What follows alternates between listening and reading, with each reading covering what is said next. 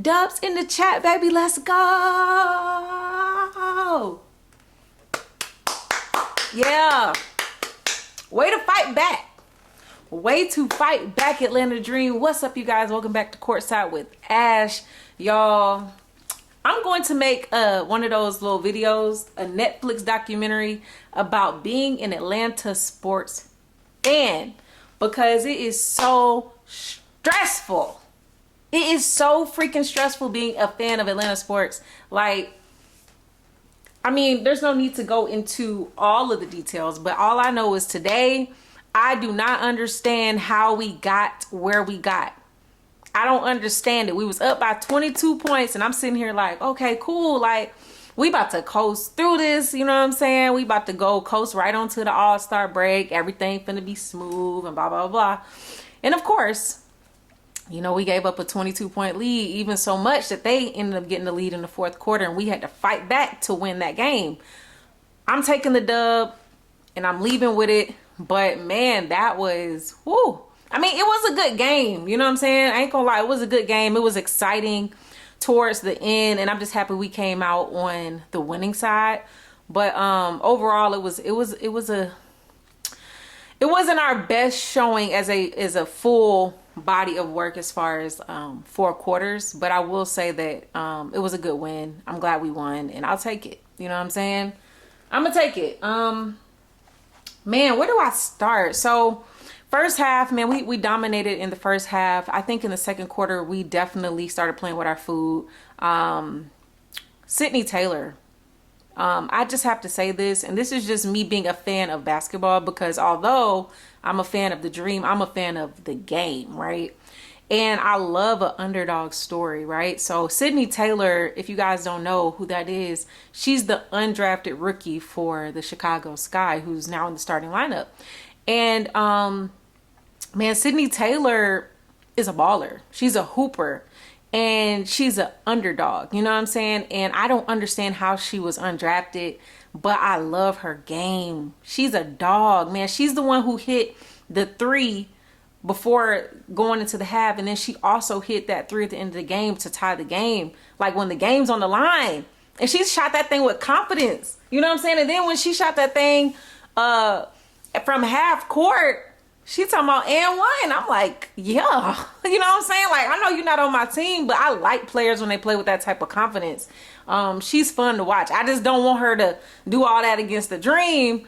But, you know what I mean? I've been really peeping her game this season, and I'm proud of her. You know what I mean? I love to see somebody who comes in and plays confident like that. And, you know, who is probably kind of counted out. I mean, you're undrafted, so you you got to come in and you got to earn your spot. And the fact that she's worked her way with the minutes that she's gotten into the starting lineup and averaging 15 or 17 points in the starting lineup, that's impressive. I just had to give her kudos for that, man. Shout out to her. And I think it just shows how competitive that this league is. A lot of these people on the bench, they're hungry. And, you know, they come and they're trying to take somebody's spot. So every night you got to bring your A game. And, yeah, man, the WNBA is just very competitive. There's a lot of people that are not even on rosters. One of my favorite players, Taya Cooper, she, man, I wish she could get back on a roster, but she's one of my favorite players who is not even in the league right now. But, I'm gonna scratch that, but I always just love seeing a good underdog story. So shout out to Sydney Taylor. But let's get back to the dream, you guys. So overall, man, this game was kind of one of them games where I felt like I said, we were just kind of playing with our food. You know, we got up by 22 points, and I was hoping, I want the dream to learn how to capitalize on those type of moments and not play with their food and allow people to get back into the game. I think that's something we have to work on, because there are certain times where we've been up and we end up losing those games. So we have to learn how to sustain leads throughout quarters. We have to learn how to make adjustments, you know, in-game adjustments, so that when we start seeing them going on a run, we can counteract that to try to make sure that it's not too big of a run. So one of the things that stood out to me, and of course the game ball, I'm giving it to Allisha Gray. I don't know if I've ever given Allisha Gray the game ball. Not that she's never been worthy of it. I think I just expect so much greatness from her, and I see it so much that it's possible to take it for granted, but I don't take it for granted at all. Allisha Gray is a dog, you know what I mean? She's an amazing player. She brings so much to this team, and she adds so much value to this team. But tonight, Allisha Gray had 29 points, man. 6 rebounds, 3 assists. And just played very, very well, man. Like, let's see how many threes. She made 4 threes, 4 of 6 from the 3-point line. And then down the stretch, man, she just really capitalized on a lot of opportunities to be aggressive and get downhill. And it shows in her free throw attempts. She shot 13 free throw attempts. So anytime someone's shooting that much, to me, it means they're being aggressive and getting downhill. 11 of 13 from the free throw line. That's really good. So we'll take that. We'll take that. So shout out to Allisha Gray. I'm giving her the game ball, but y'all already know I always got to do my runner up for the game ball. I'm giving 2 runner ups for this game ball, man. 2 of them. I got 2 runner ups. The first runner up is Jordin Canada. You know, down the stretch, Jordin Canada was a beast. She almost had another double-double today. 10 points, 9 assists, 3 steals, and most importantly, she made plays when it really mattered. You know, when we needed a bucket or we needed the right play to be made, Jordin Canada made the right play. And most importantly, she made the game-winning shot. So how could I not give her some love and just give her the runner up to the game ball tonight? So definitely giving that to her. JC means so much to this team, and you know, I've heard so many people try to kind of play her to the left like she's not a good point guard or blah, blah, blah. They want to trade her for Rory Harmon and all. I'm like, cut the nonsense. And it's no disrespect to Rory Harmon, because I like Rory Harmon, but Rory Harmon is a rookie and she would not be able to come in and do what Jordin Canada is doing right now. Do y'all know that Jordin Canada is a 2-time champion who played behind the Sue Bird? You know what I'm saying? Like, she is a vet and she understands what it takes to win. You know what I mean? She has played and won a ship. That's what we all trying to do. Aaliyah and I has a ship. We're trying to get a ship. You know what I'm saying? And Jordin Canada is a great leader for this team. She is a great point guard for this team.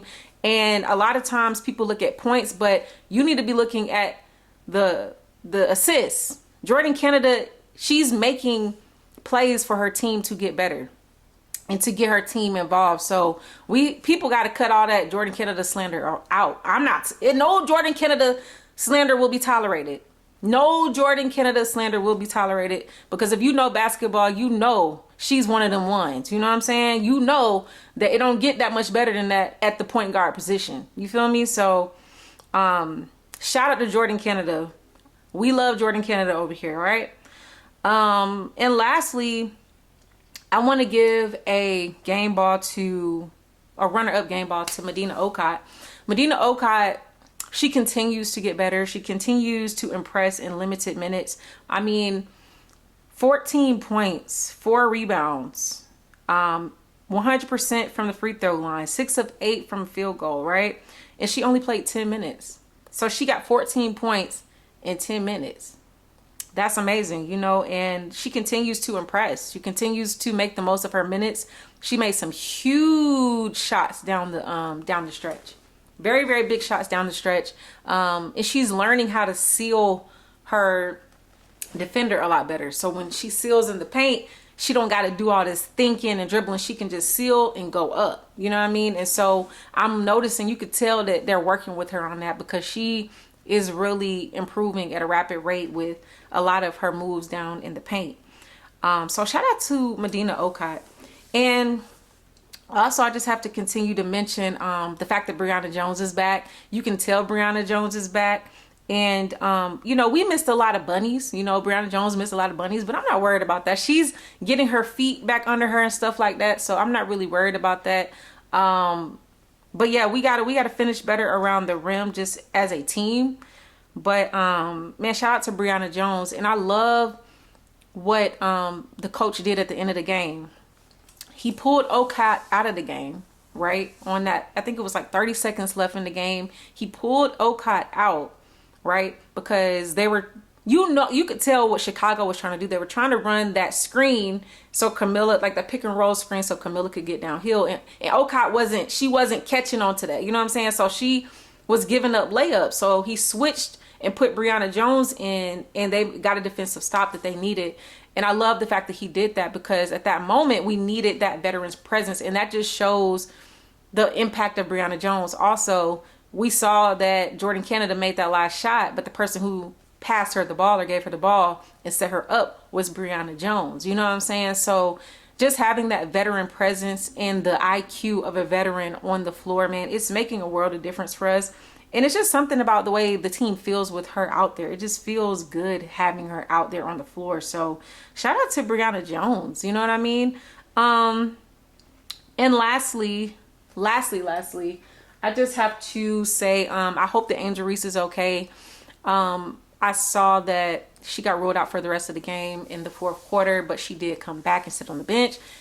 It looked like a situation. It looks like she's going to be okay. You know what I mean? They didn't really say exactly what it was. They said it was a leg injury, but she seemed to be okay. You know what I mean? She was standing up. She was walking pretty decently. And thank God that we have this All-Star break coming up, because we need it. We need to reset. They need to go have some fun. They need to just go take some time and regroup, because in the second half of the season, we gotta make those adjustments, and we gotta come out and play. We gotta take it up a notch. You know what I mean? We really gotta take it up a notch. We gotta clean up these, you know, in the fourth quarter, or just the ability to sustain leads, and we gotta clean up just like giving up too many layups. That's another thing. We gave up way too many layups. I mean, it was just too easy. You know, we got to make it harder for them, a lot of teams, because I think we give up way too many layups. And so, yeah, it's just a lot of things that we just need to clean up overall. But ultimately, guys, I'm proud that we got the win, and I'm taking it. It's a dub, so I'm taking the dub. It was kind of ugly at the end, but we got it done, and that's all that freaking matters, man. We're going to the All-Star break. Ryan Howard, Angel Reese, Allisha Gray, and it should have been Jordin Canada. I stand with Allisha Gray and everybody else who says Jordin Canada should have been All-Star. Yes, she should have been All-Star, and I hope that the dream come out, since none of them were picked as starters. I hope one of them come out and is the MVP. You know what I mean? I hope Allisha Gray or Ryan Howard or Angel come out as the MVP. You know what I mean? Because they definitely played in their face by not making none of them the starters. So I hope we come out and show them why, you know, one of them should have been a starter. You know, one or more of them. But I digress. Y'all, let me know y'all's thoughts, man. We are halfway through the season. The All-Star break is here. Let me know how y'all are feeling about our Atlanta Dream so far this season. Let me know how y'all felt about that game. How do y'all feel about Jordin Canada? How do y'all feel about Brianna Jones being back? Talk to me, guys. Talk to me in the comments. Just remember to keep it respectful, because I will delete your comment if it's not respectful. So don't even waste your time typing something, you know, disrespectful. Man, we're gonna keep it positive. And also, since it's Sunday, if y'all don't want to say nothing about basketball, just tell me something that you're grateful for, you know, in the comments. Whatever you guys want to talk about, just leave it below. Thoughts, comments, all that good stuff. Thank you guys for all of your support, man. I try to make sure that I'm consistent doing these videos. I love doing this, guys. Like, I have really enjoyed doing these recaps after every game. And I really enjoyed talking to you guys, and you know, just looking at you guys comments and stuff like that. Really, it's fun. Like, I've just been enjoying the community that we've been building, and I hope we continue to do that. We are going to continue to do that, and I'm going to continue to push out these videos. Just make sure y'all like, subscribe, comment, and all of those things. And I hope you guys have an amazing day, and I'll see you guys in the next video.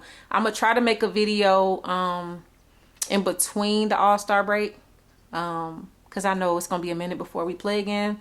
So I think I got some stuff that I want to talk about and get y'all opinion on. So stay tuned for that. But I'll see you guys in the next one. Peace.